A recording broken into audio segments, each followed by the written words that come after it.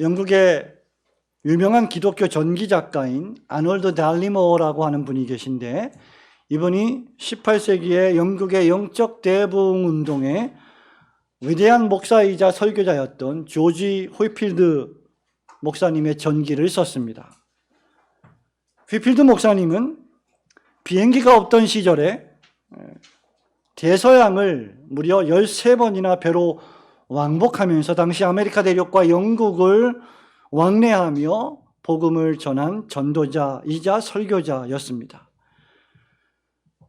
지금처럼 마이크가 없던 시대에 약 1만여 명이 운집한 회중들에게 육성으로 설교한 대단한 웅변가였습니다. 하나님은 이런 휘필드 목사님을 귀하게 사용하셨습니다. 하지만 이런 휘필드에게도 기도는 쉬운 일이 아니었고, 기도에 대해 배울 것이 무척 많은 사람이었습니다. 이런 휘필드에게 1743년에 아내 엘리자베스가 아이를 낳게 되는데, 이 아이가 태어나다가 거의 죽게 되었습니다. 죽기 일보 직전까지 갔다가 가까스로 목숨을 구하게 됩니다.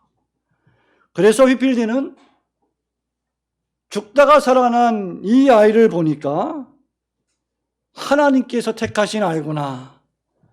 그래서 이에 큰 감명을 받은 휘필드는 아이의 이름을 세례 요한을 본따서 요한이라고 부르게 됩니다. 그리고 하나님께서 살려주신 걸 보니 장차 나를 이어서 아주 훌륭한 위대한 설교자가 될 것 같다는 생각이 들었고, 그렇게 설교했고 그렇게 기도했습니다. 그러나 휘필드의 이 아들은 출생 후 4개월 만에 발작을 일으켜 갑자기 세상을 떠나게 됩니다. 얼마나 엄청난 충격이었을까요? 휘필드는 후일 자신의 마음속에 불현듯 들어온 이 생각을 하나님의 뜻이라 여겨 기도했던 자신의 어리석음을 자책하며 회개했습니다. 이 사건은 여러분, 우리에게 기도에 관한 많은 교훈을, 귀한 교훈을 던져줍니다. 우리도 휘필드와 같은 실수를 종종 저지를 때가 있기 때문입니다.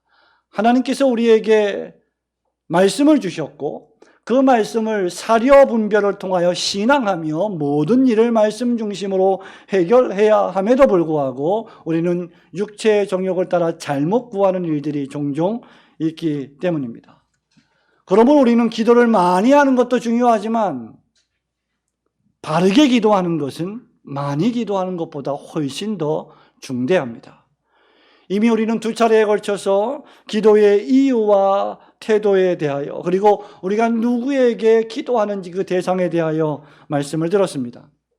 오늘부터 2주 동안 기도의 내용에 대하여 살펴보고자 합니다. 그 첫 주로 주님이 가르쳐 주신 6개의 기도문 가운데 전반부 3개의 기도문을 강해하면서 함께 우리 하나님이 예비하신 은혜를 나누기를 소원합니다. 첫 번째로, 신자의 기도는 하나님 아버지의 이름만을 존귀히 여기는 기도이어야 합니다. 여러분, 구절 말씀에 보면 그러므로 너희는 이렇게 기도하라. 하늘에 계신 우리 아버지여, 그 다음 이름이 거룩히 여김을 받으시오며 라고 주님이 말씀하셨습니다. 성도 여러분, 저와 여러분은 기도할 때 어떤 것에 관심이 있을까요? 우리의 관심은 어디에 있을까요? 내가 하는 기도의 응답에 관심이 있을 것입니다. 내가 올리는 기도, 내가 올리는 생각, 내가 올리는 뜻에 하나님이 응답해 주시기를 원하는 데 큰 관심을 가집니다. 내가 요청한 기도의 내용이 어떻게 이루어지는가에 관심을 기울이며 보는 것이지요. 그러나 주님이 가르쳐 주신 기도는 그렇게 시작하지 않습니다. 주기도문은 하늘에 계신 하나님 아버지로 시작하며 그 하나님의 이름이 거룩히 여김을 받으시기를 간구하는 것으로 시작합니다. 이름이란 무엇입니까? 여러분이 누군가를 부르는 호칭입니다. 그러나 그 이름은 단순히 호칭 그 이상입니다. 이름이라고 하는 것은 그가 누구인지, 그가 어떤 성격의 소유자인지, 그가 어떤 인격을 가졌는지, 그의 속성이 무엇인지, 그의 특징이 무엇인지, 그의 전 인격이 어떤 존재인지를 나타내 줍니다. 그래서 그 사람의 이름은 그 사람의 인격과 같습니다. 하나님의 이름은 곧 하나님의 인격과 하나님의 특징, 즉 좀 어려운 말로 하면 하나님의 속성을 나타내 줍니다. 그렇기에 시인은 시편 8편 1절에서 여호와 우리 주여, 주의 이름이 온 땅에 어찌 그리 아름다운지요. 주의 영광을 하늘 위에 두셨나이다 라고 노래하면서 우리가 부르는 하나님의 이름이 하나님이 행하신 어떤 놀라운 일들을 통하여 온 피조세계에 드러나고 있는지를 시인은 노래한 것입니다. 그렇기 때문에 십계명에서도 제3계명에 여호와의 이름을 너희들이 망령되이 함부로 까불면서 장난치면서 일컫지 말라고 경고한 후에 출애굽기 20장 7절에서 여호와 이름을 망령되이 일컫는 자를 죄 없다 하지 아니하시겠다고 강력하게 거듭 경고하시는 것입니다. 왜냐하면 이 하나님의 이름은 하나님의 능력, 하나님이 행하신 일, 하나님의 인격과 존재를 나타내기 때문입니다. 모세가 출애굽기 20장 22절에서 나는 너를 애굽 땅 종되었던 집에서 인도하여 낸 너의 하나님 여호와로라고 하나님을 소개합니다.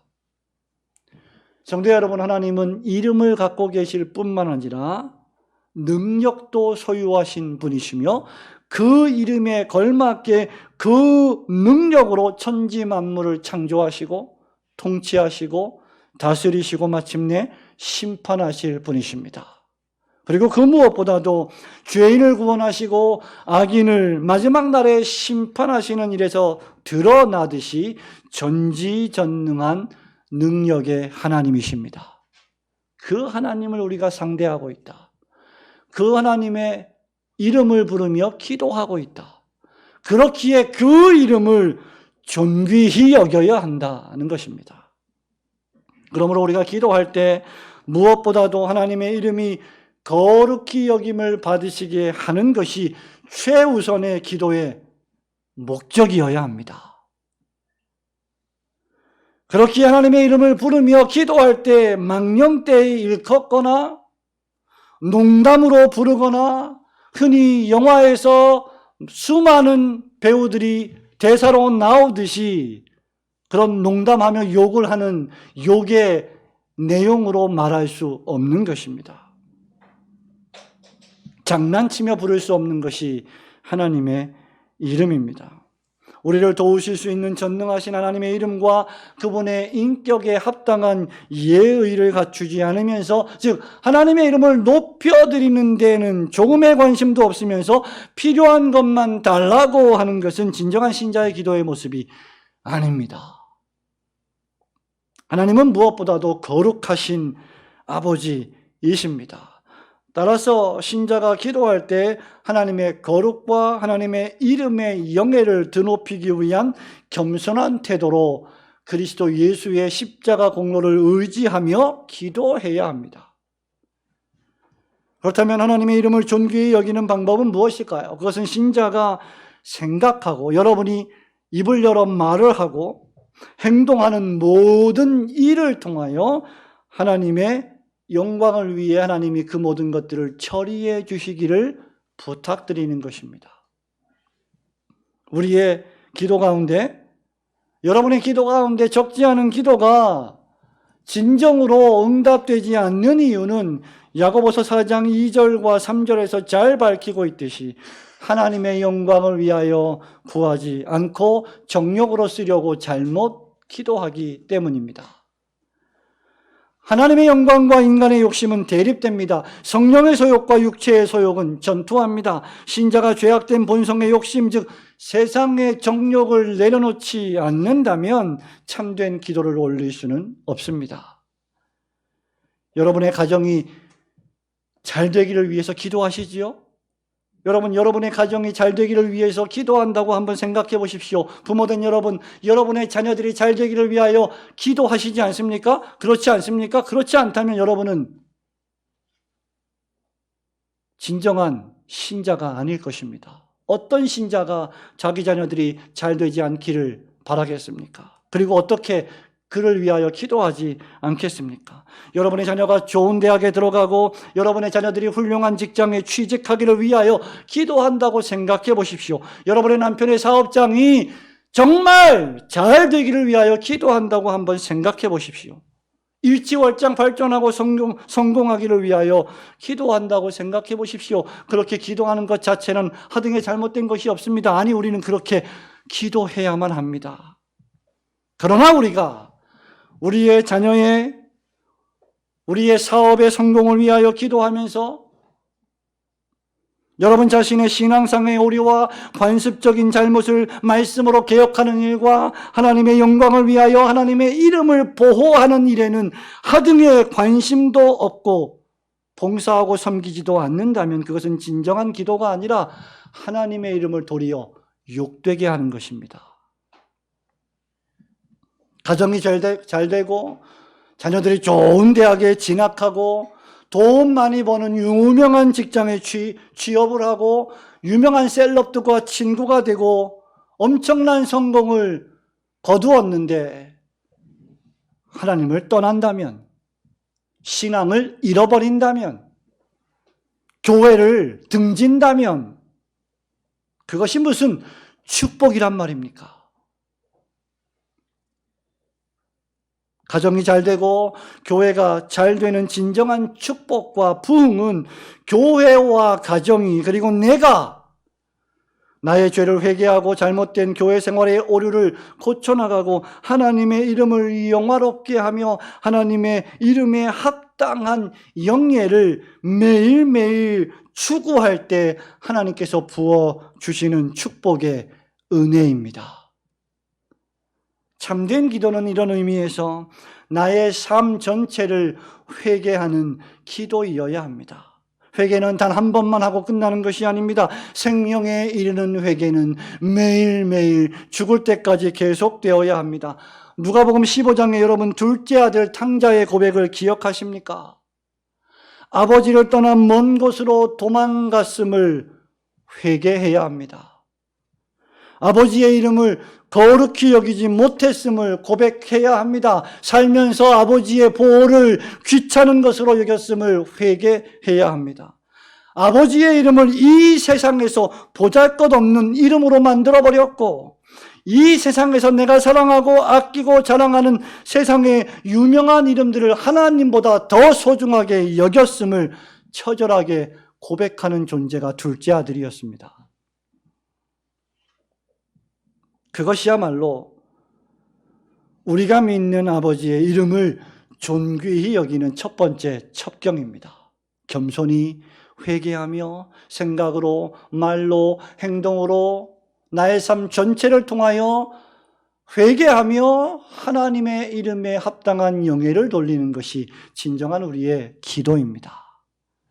그러므로 여러분, 말과 혀로만이 아닌 여러분의 행함과 진실함으로 우리 하나님 아버지의 이름을 존귀히 여기시는 성도들이 되시기를 주님의 이름으로 축원합니다. 둘째로 신자의 기도는 하나님 아버지의 나라가 임하고 성장하기를 원하는 기도입니다. 여러분 10절 말씀을 우리 한번 같이 읽어볼까요? 10절 시작. 나라가 임하시오며 뜻이 하늘에서 이루어진 것 같이. 아멘. 두 번째로 주님은 나라가 임하시오며 라고 기도하라고 하셨습니다. 여러분, 나라가 임한다. 이 나라는 어떤 나라일까요? 의심의 여지 없이 하나님 아버지의 나라입니다. 여러분, 이 나라는 나의 나라, 내가 살고 있는 이 세상 나라, 내가 만들고 있는 인간적인 나라, 인간적인 왕국이 아닙니다. 내가 꿈꾸는 세상, 내가 꿈꾸는 가정, 내가 꿈꾸는 사회, 내가 꿈꾸는 국가가 아닙니다. 9절에 보면 우리 주님께서 기도를 가르쳐 주시면서 우리 아버지가 하늘에 계십니다. 그리고 하늘에 계신 아버지의 이름이 거룩히 여김을 받으셔야 한다고 선언하고 바로 이어서 나라가 임하시오며 라고 했습니다. 그렇다면 이 나라는 하늘에 있는 나라요? 하늘에서 내려오는 나라요? 하늘에 계신 하나님이 만드시는 하나님의 나라입니다. 여러분, 이 나라는 하나님이 창시하시고 하나님이 주도하시고 하나님이 통치하시고 하나님께서 완성하실 나라입니다. 신자는 누구냐? 이 하나님의 나라를 믿는 사람입니다. 교회를 다녀도 신앙생활을 오래 해도 하나님의 나라가 있음을 부인한다면 그가 과연 신자일까? 그렇지 않습니다. 엄밀히 말하면 우리가 살아가는 이 세상의 역사를 우리는 두 가지로 구분할 수 있습니다. 하나는 하나님이 주도하시는 구속의 역사요, 다른 하나는 하나님이 허용하시는 세상의 역사입니다. 세상의 역사는 하나님이 주도하시는 구속의 역사를 위하여 존재합니다. 개혁주의 교리문답서의 표현대로 하자면 사탄의 왕국이 아닌 은혜의 왕국이 하나님이 주도하시는 나라입니다. 세례요한은 마태복음 3장 2절에서 회개하라, 그 다음 천국이 가까웠느니라 하고 설교했습니다. 우리 주님께서도 첫 번째 설교의 주제가 회개하라, 천국이 가까웠느니라 였습니다. 마태복음 4장 17절에서 말입니다. 비록 저와 여러분의 육신의 눈으로는 보이지 않지만 우리는 대한민국 이 땅에 이 나라가 보이지만 하나님의 나라 천국이 존재하고 있으며 신자들은 성령께서 주신 양자의 영으로 그 나라의 아들들이 되었고 그 나라가 있음을 믿음으로 알고 있습니다. 그래서 우리는 두 왕국의 시민으로 살아가는 것입니다. 수많은 유수한 개혁주의 신학자들이 표현했던 두 왕국의 시민, 이 세상의 시민, 하나님 나라의 신민 말입니다. 신자는 이 나라를 볼 수 있어야 합니다. 이 나라를 목적해야 합니다. 이 나라를 위하여 살아야 합니다. 여러분, 제가 옛날에 섬기던 교회에 장로님의 딸이 있었는데 그 딸의 이름이 지금도 잊혀지지가 않아요. 이 나라예요, 이 나라. 이름이 나라고 성이 이시예요. 얼마나 성경적입니까? 이 나라, 하나님의 나라. 신자는 어떤 나라를 위하여 살아가는가? 마태복음 6장 33절에서 우리 주님은 제자들과 신자들에게 무엇이라고 말씀하십니까? 먼저 그의 나라와 그의 의를 구하라. 예수님께서는 우리의 육체적인 삶을 모르셨을까요? 예수님은 우리가 삶에서 얼마나 분투하며 힘겹게 고달프게 살아가는지 모르셔서 순진하셔서 세상을 몰라서 먼저 그의 나라를 추구하라고 말씀하셨을까요? 결코 그렇지 않습니다. 예수님은 우리와 동일한 사람의 몸을 입고 사람의 질고를 가지고 사람의 고통과 아픔을 체휼하시고 심지어 십자가에서 죽음까지 이미 경험하신 분이십니다. 저와 여러분은 얼마나 하나님의 나라를 추구하고 있습니까? 우리는 주님을 믿는다고 하면서도 주의 재림을 기다린다 하면서도 낮이나 밤이나 눈물 머금고 주님을 기다린다 하면서도 과연 하나님의 나라를 완전히 잊어버릴 만큼 너무나 분주하게 세속에 몰두하여 살아가고 있지는 않습니까? 무엇을 위하여 종을 울리나?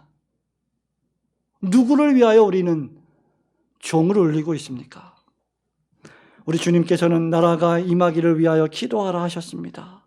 여기 나라가 임하시오며라고 하는 말은 당신의 나라가 오기를 원합니다. Thy kingdom come 입니다. 그렇다면 하나님의 나라는 어떻게 임할까요? 누가복음 17장 20절에 보면 우리 주님은 하나님의 나라가 언제 임합니까? 라는 질문에 하나님의 나라는 볼 수 있게 임하는 것이 아니요 또 여기 있다 저기 있다 하고도 못하리니 하나님의 나라는 이미 너희 안에 있느니라 고 말씀하셨습니다. 보통 나라나 국가를 정의할 때 우리는 국가의 3요소를 말하지요. 국민, 주권, 영토가 있어야 합니다. 하나님 나라의 국민은 무엇인가? 신자들입니다. 교회입니다. 하나님 나라의 주권은 누구에게 있는가? 세상 왕이나 위정자가 아닌 하나님께 있습니다. 하나님의 영토는 어디인가? 지금 이 세상을 살아가고 있는 저와 여러분의 마음입니다. 즉 하나님의 나라가 마음속에 임하여 건설되기 시작하고 그 마음속에 임한 하나님의 나라가 하나 둘 모일 때 그 나라가 더욱 강성해진다는 것입니다. 그렇다고 하면 하나님의 나라가 임한다는 말은 신자의 마음에 하나님 나라가 건설된다는 것이죠. 신자의 마음에 하나님의 나라가 건설된다는 것은 무엇을 의미합니까? 죄와 악이 지배했던 과거 우리 마음에 예수 그리스도의 십자가 복음이 임하여서 중생을 통하여 죄와 악의 씨앗을 제거해 주시고 의와 생명의 씨앗을 심어주심으로 시작되고 건설되며 자라고 성장하는 나라를 뜻합니다. 골로새서 표현대로 하자면 땅의 것을 찾지 않고 하늘의 것을 찾기 시작하는 것입니다. 너무 고상합니까? 성도 여러분, 죄를 떠나 의를 추구하는 것입니다. 세상 쾌락과 즐거움이 나의 목적이었다면, 세상의 성공이 나의 목적이었다면, 잘 먹고 잘 사는 것이 나의 유일한 삶의 목표였다면, 이제 생명의 씨앗이 심겨진 이후로는 하나님 앞에서 잘 사는 것이 나의 인생의 목표가 되는 것입니다.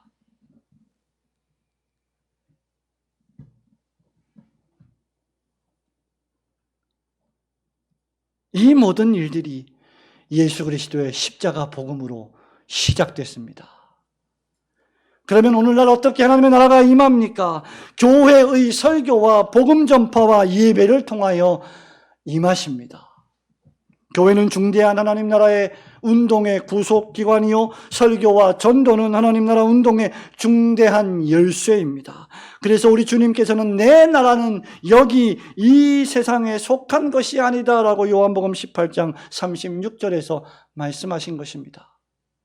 예수님의 나라는 정치적인 나라가 아닙니다. 예수님은 정치적인 부강한 나라를 건설하기 위해서가 아니라 완전히 새로운 종류의 나라를 세우기 위하여 오셨습니다. 그래서 여러분의 마음속에 내주하시는 것입니다. 이것이 바로 하나님의 나라가 영적인 특징을 가지고 있다는 것의 의미입니다. 그러므로 신자는 나라가 임하시오며 라는 기도를 올릴 때 하나님, 죄인들이 죄를 회개하고 주님을 영접함으로 나라가 임하게 하여 주옵소서. 나의 자녀들이 진실로 죄를 회개하고 예수님을 구세주로 영접함으로 나의 자녀들의 심령에 하나님의 나라가 임하게 하여 주옵소서. 언제 응답될지 모르지만 우리는 지치지 않고 끈기 있게 그 기도를 해야 합니다. 왜? 주님이 그렇게 기도하라 하셨기 때문입니다. 더욱이 나의 마음속에 시작된 하나님의 나라가 더욱 내 영혼 속에서 굳건하게 세워지기를 위해 기도해야 합니다. 그러므로 교회는 설교를 보호하고 설교단의 말씀의 순수성을 보호하고 그 순전한 말씀만이 강단에서 선포되도록 모든 필요한 것을 공급해야 합니다. 성도 여러분, 하나님의 나라는 이미 시작되었습니다. 지금도 진행 중이고 진행되어 왔고 지금도 진행 중이고 수많은 우리 신앙의 선배들이 이 하나님의 나라를 위하여 순교했고 피를 흘렸고 삶을 불태웠습니다. 14년 동안이나 베드포드 감옥에서 조한 번연은 설교했다는 이유만으로 감옥에 갇혔습니다. 그리고 그 인고의 세월을 견디면서 철로역정이라고 하는 명작을 만들어 수많은 온 세상의 그리스도인들에게 은혜를 끼쳤습니다. 그 나라는 머지않아 완성될 것입니다. 하나님의 나라가 이 세상에서 진행되고 있으며 저와 여러분은 오늘도 예배를 드리는 이유가 그 나라를 위하여 살고 그 나라를 위하여 기도해야 하는 자들임을 깨닫게 하려고 하는 사실임을 굳게 믿으시고 그 하나님과 그 하나님의 나라를 위하여 사시는 성도들 되시기를 우리 주님의 이름으로 축원합니다. 그러므로 신자는 마지막으로 이제 기도할 때 내 뜻이 아니라 하나님의 뜻이 이 세상에서 이루어지기를 소원하며 기도하셔야 합니다. 여러분 10절 말씀 한 번 더 우리 읽어보겠습니다. 나라가 임하시오며 시작. 나라가 임하시오며 뜻이 하늘에서 이루어진 것 같이 땅에서도 이루어지이다. 아멘. 여러분 하늘에서 그 뜻이 이루어지듯이 땅에서도 이루어져야 한다고 한다면 우리는 무엇보다도 하나님의 뜻이 무엇인지 알아야 하겠죠. 모르는 것을 기도할 수 없지 않겠습니까?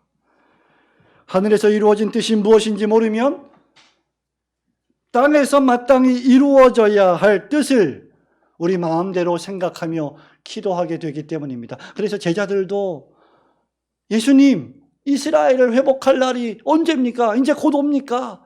저 로마 군병들을 물리쳐 주시고 이 땅에 우리의 삶의 터전을 다시 회복해 주실 날이 언제입니까? 라고 기도하는 것입니다. 우리 주님조차 기도하실 때 겟세마네 동산에서 마태복음 26장 42절에서 내 아버지여 만일 내가 마시지 않고는 이 잔이 내게서 지나갈 수 없거든 아버지의 원대로 되기를 원합니다 라고 기도하셨어요.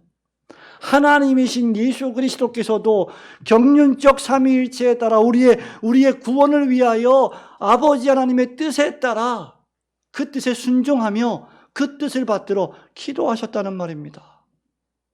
그렇다면 저와 여러분은 얼마나 더 하나님의 뜻에 복종하며 기도해야 하겠습니까? 내 뜻대로 말하고 생각하고 행동하는 대신 하나님 뜻대로 생각하고 말하고 행동하는 것이 말은 쉽지만 얼마나 어려운 일입니까? 그렇다면 우리가 기도해야 할 이 하나님의 뜻이 무엇일까요? 의심의 여지 없이 그것은 우리가 여러분이 지금도 가지고 있는 성경입니다. 이것이 하늘에서 이루어진 뜻인데 구약에서 이루어졌고 신약에서 이루어졌고 지금 우리들에게 이루어지고 있습니다. 땅에서도 이루어져야 할 하나님의 뜻입니다. 신구약의 모든 신앙의 선배들은 하나님의 뜻대로 살아갔습니다. 구약의 신앙의 선배들은 다른 뜻으로 살고 신약의 선배들은 다른 뜻으로 살고 오늘 우리는 또 다른 뜻으로 살지 않습니다. 우리가 해야 하는 일은 이 하나님의 말씀을 각기 다른 현재적인 삶의 정황을 판별하는 기준으로 사용해야 한다는 것입니다. 하나님의 말씀은 모든 것의 뜻을 가지고 있습니다. 무슨 말씀입니까? 저와 여러분이 만나는 여러 다양한 상황의 기준과 원리를 정확하고 동일하게 표준적으로 제시해 준다는 말입니다. 하나님의 뜻은 변하지 않습니다. 여러분의 삶의 환경이 변할 뿐입니다. 여러분이 어떤 상황과 환경에 있다 할지라도 그 상황과 환경을 다루시는 하나님의 뜻은 동일합니다. 변함이 없습니다. 디모데후서 3장 16절에서 모든 성경은 하나님의 감동으로 된 것으로 교훈과 책망과 바르게 함과 의로 교육하기에 유익하니 이는 하나님의 사람으로 온전케 하며 모든 선한 일을 행하기에 온전케 하려 함이니라. 성경은 우리가 하나님의 뜻을 깨닫고 받들어 선한 일을 행하기에 온전하게 만들어 주는 완벽한 하나님의 말씀입니다. 믿으시기를 주님의 이름으로 축원합니다. 그래서 성경 말씀은 여러분의 구원과 행위에 유일무이한 하나밖에 없는 법칙입니다. 우리가 죄에서 구원을 얻고 죽음에서 구출을 받아야 할 복음의 말씀이기도 하지만 구원받은 이후에 여러분이 평일날 월요일부터 토요일까지 어떻게 살아야 할지, 구별된 주일날 예배는 어떻게 드려야 할지, 어떻게 거룩하게 하나님을 섬겨야 할지, 교회를 어떻게 봉사하고 헌신해야 할지에 대한 모든 것을 다 기록해 놓으셨습니다. 그러므로 여러분, 우리 몰랐다고 핑계할 수 없습니다. 하나님의 뜻을 몰랐습니다. 하나님, 내가 지금 와서 보니까 그게 그렇네요. 진작에 좀 순종할걸요. 그럴 수 없습니다. 그때는 늦습니다. 신자가 할 일은 지금 우리에게 주신 말씀을 통하여 하나님의 주권을 고백하며 바로 이 하나님의 뜻인 성경 말씀대로 이루어지기를 부지런히 기도하며 살아가는 것입니다. 성경 외에 다른 방식으로 내가 규칙을 만들고 법을 만들고 시스템을 만들고 조건을 붙여서 하나님 뜻을 시험하면 안 됩니다. 뭐든지 성경대로 해야 하고 성경의 정신에 입각한 헌법대로 처리해야 합니다. 교회가 자꾸 이상한 조직들을 만들어서 교회를 좌지우지하려고 하니까 전부 다 문제가 생기는 것입니다. 여러분, 성경에 무엇을 더하거나 빼는 일은 삼가해야 합니다. 그렇게 신자는 부지런히 계시된 하나님의 뜻을 순종과 복종으로 지켜내야 합니다. 뜻이 하늘에서 이루어진 것 같이 땅에서도 이루어지이다 라고 했습니다. 신자가 하나님 뜻에 순종하고 복종하려면 그것이 하나님의 뜻인지 아닌지를 분별할 수 있는 분별력이 있어야 하고 통찰력이 있어야 하는데, 이러한 분별력과 통찰력은 유수한 대학이나 대학원을 나온다고 박사학위를 받았다고 되는 것이 아닙니다. 이것은 어떻게 옵니까? 은혜를 받아야 합니다. 하나님의 은혜를 받아야 합니다. 여러분 마음에 은혜가 없다면 겸손히 은혜를 구하셔야 합니다. 여러분이 하나님의 말씀에 순종하기를 원치 않는다면 은혜가 떨어졌기 때문입니다. 은혜를 기도해야 합니다. 은혜가 무엇입니까? 말씀을 통하여 성령께서 우리 영혼을 조명해 주심으로, 그 빛을 비추어 주심으로 말씀을 깨닫는 기쁨, 말씀을 깨닫고 그 말씀을 실천하려고 하는 즐거움, 말씀이 너무 달아서 말씀을 읽지 않고는 살 수 없고 그 말씀대로 살아가지 않고는 내가 기쁘지 않는 상태, 그것이 하나님 주시는 은혜입니다. 오죽하면 우리가 아이를 낳을 때 이름을 은혜로 짓습니까? 우리 교회에도 은혜가 있습니다. 이은혜, 김은혜, 박은혜, 얼마나 은혜가 많습니까?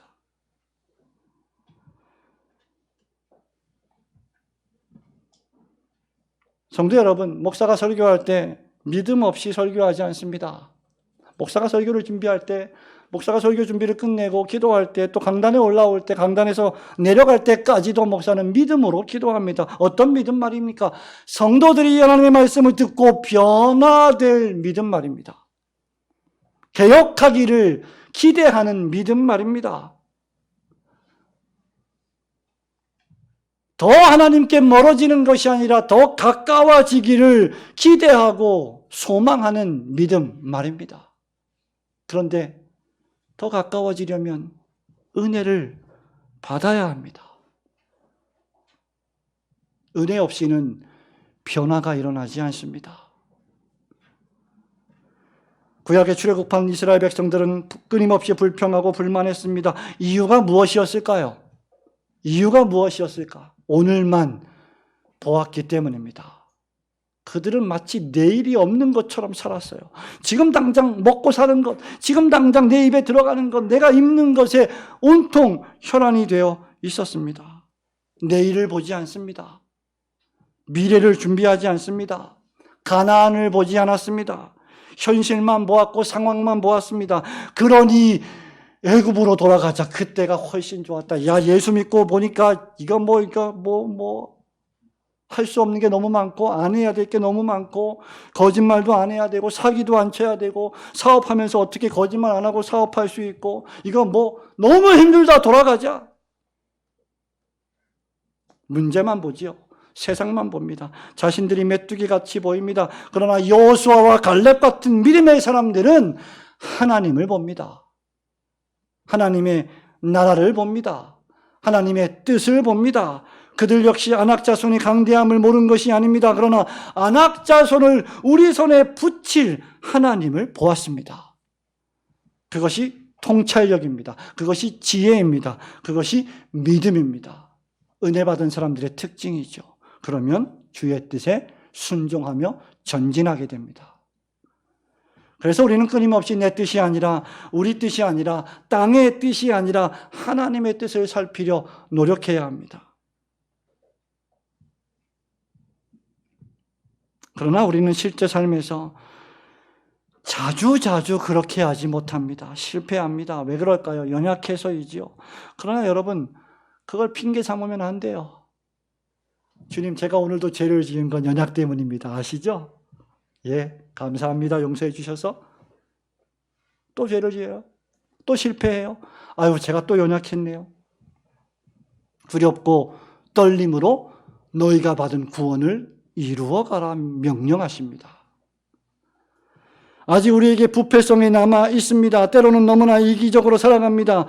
그러므로 우리를 능히 도우실 수 있는 주님께 우리의 완악한 마음, 우리의 고집스러운 마음, 말씀에 순종하지 않고 거스르려고 하는 이 마음을 내어놓고 고쳐달라고 기도해야 합니다. 언제부터 마음이 이렇게 거칠어졌을까? 하루아침에 그렇게 된 것은 아닙니다. 오랜 시간 동안 하나님을 등지고 하나님의 뜻을 거스르고 종교적으로 이스라엘 백성들처럼 제사 지내고 예배했기 때문이죠. 바울이 고린도전서 9장 27절에서 그렇게 했던 것처럼 죄성 가운데 있는 자신의 연약한 육체를 날마다 쳐서 하나님께 그리고 하나님의 뜻에 복종시켜야 합니다. 그렇지 않으면요, 우리는 끝간데 없이 우리 육체의 욕심대로 살아갈 존재들입니다.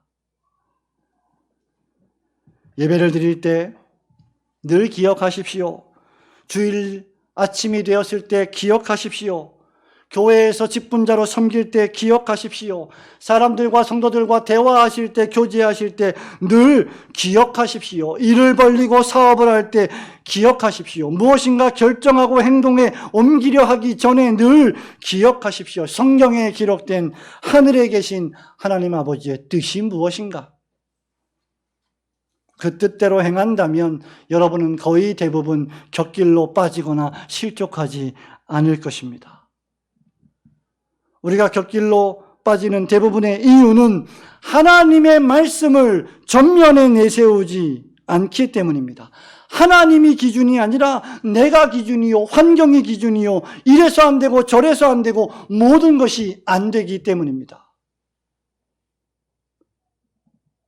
여러분의 환경에 지배를 당하지 마시고 그 환경을 통치하시는 하나님을 바라보십시오. 주님의 말씀에 지배를 받고 연약한 육신을 쳐서 복종하며 하나님의 뜻대로 살아가시는 성도들이 되어야 합니다. 성도 여러분, 말씀을 맺습니다. 베드로후서 3장 12절에 보면 베드로가 이렇게 우리에게 권면합니다. 하나님의 날이 임하기를 바라보고 그 다음 간절히 사모하라. 그 날에 하늘이 불에 타서 풀어지고 물질이 뜨거운 불에 녹아지려니와 우리는 그의 약속대로 의가 있는 곳인 새하늘과 새 땅을 바라보도다. 새하늘과 새 땅을 바라보며 그 날이 임하기를 간절히 사모하면서 이 땅에 살아가는 동안 하나님 아버지의 이름을 존귀히 여기십시오. 함부로라도 하나님의 이름을 영어로, 농담으로 입 밖에서는 안 됩니다. 하나님의 나라와 여러분의 영혼과 교회와 이 세상에 그 하나님의 나라가 더욱 강하게 임하기를, 여러분의 가정에 그 하나님의 나라가 더욱 강력하게 임하기를 기도하고 복음을 전하고 전도하십시오. 여러분의 육신의 뜻이 아니라 늘 하나님이 나를 왜 이 세상에 보내시고 왜 주님을 알게 하시고 믿게 하시고 왜 교회를 섬기게 하셨을까? 그 뜻대로 살아가는 청지기, 사명자가 되게 해달라고 기도하십시오. 여러분의 남은 날 동안 나의 삶에서 하나님의 뜻이 어떻게 구현될지를 기대하면서 그 하나님의 뜻에 부합하며 살아가는 놀라운 신자의 인생이 되게 해달라고 기도하시는 성도들이 되시기를 우리 주님의 이름으로 축원합니다. 아멘.